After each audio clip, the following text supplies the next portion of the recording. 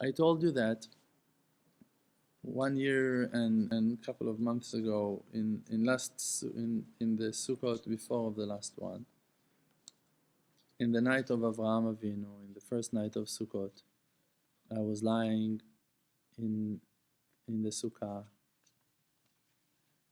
and bad thoughts of fears start attacking me again and again and again.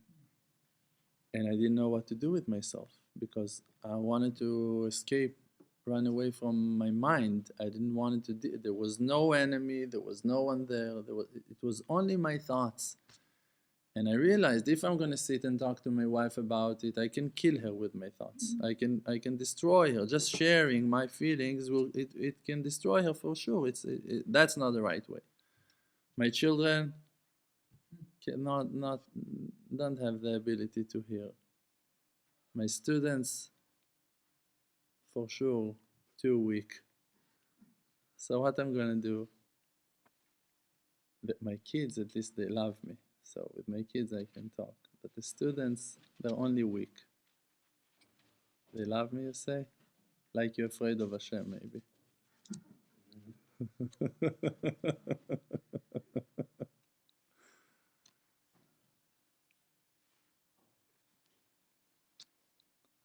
Yesterday I had a chidush. One of my students helped me with this chidush.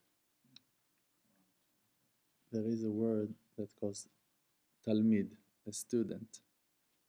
And there is a word that says tamid, always. So how can the talmid, the student, can be a student forever? Can be tamid talmid? How can he be tamid talmid? What's the difference between tamid and talmid? Always and a student. The letter lamed.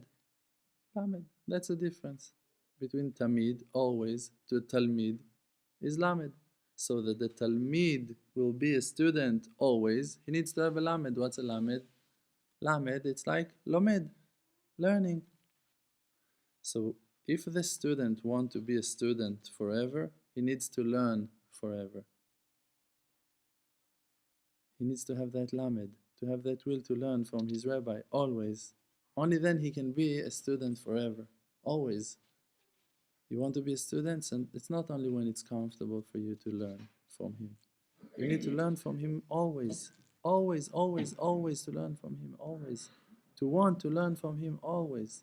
That's the only way that you can be his student forever. If you're ready to learn from him always. Even when he tells you on right that it's left, on left that it's right. Also when he's smiling to you, also when he's rebuking you, also when he's hugging you, also when he's rejecting you. Only when you're ready to learn from him always what that he wants to teach you, not that you want to learn. No, I want to learn from you, Gemara. Okay, so it's not always.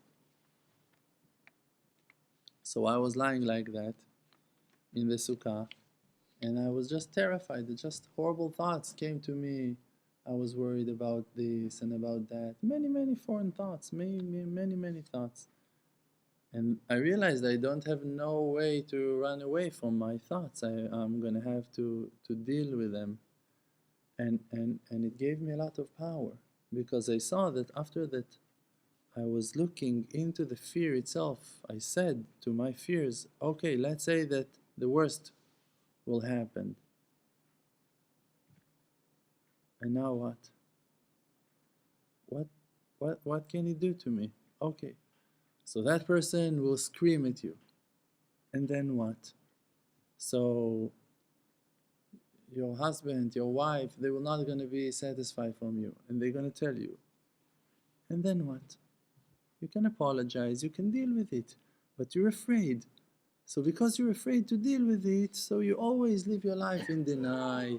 And you argue, and you rebuke, and you fight, and you're insulting, and you're hurting, and you're defending yourself just because you're afraid to deal with rejection, to deal with authorities, to deal with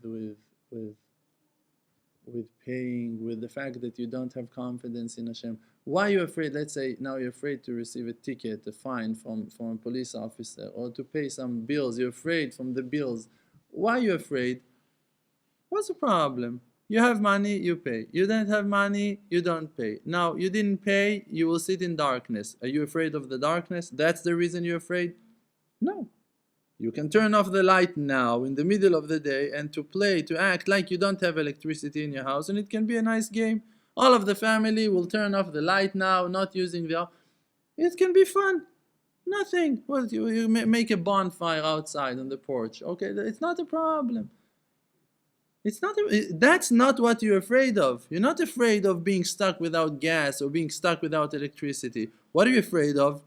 You're afraid of your wife start being sad. Oh, really?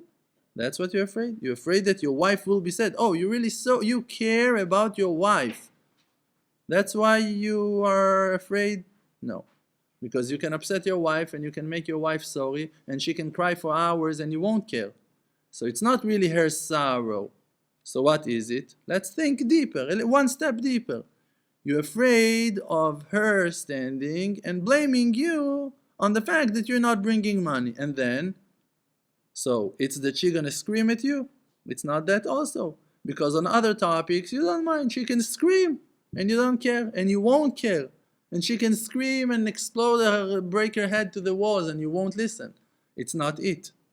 So what is? You're afraid to deal with the fact that you yourself really not sure that you're able to bring the parnasah, that you really don't have that confidence that you claim to have to bring money from Hashem. You're not so sure that the love of Hashem Yitbarach will bring the money to your hands. You're afraid to deal with the fact that you're not able to supply the money. So for that, you're afraid of the bills, you're afraid of the government, you're afraid of all of the companies, you're afraid, and now you go to work, and then you're afraid of your boss. The reason that you're afraid of your boss and your colleagues, and this is why you wake up, and this is why you're screaming at your children, and every morning is a nightmare, and you're fighting with everyone, and you hate everyone, and you curse everyone, and every driver is a dog, and whatever. Why? Because you don't have confidence that God is supplying the parnasah.